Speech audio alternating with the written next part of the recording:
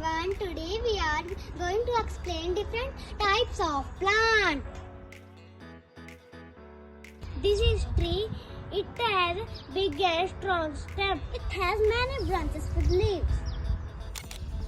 This plant is small and bushy. This is shrub plant. It has hard and thin stem. It is very small plant. It has soft and green stem. It is herb plant. This is climber plant. They need support to grow. Let's talk about some parts of plant.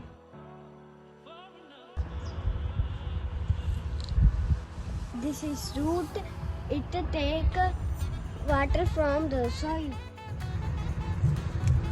This is leaf. It makes food for plant. This is stem. It gives a support to plant. It is bud becomes a flower.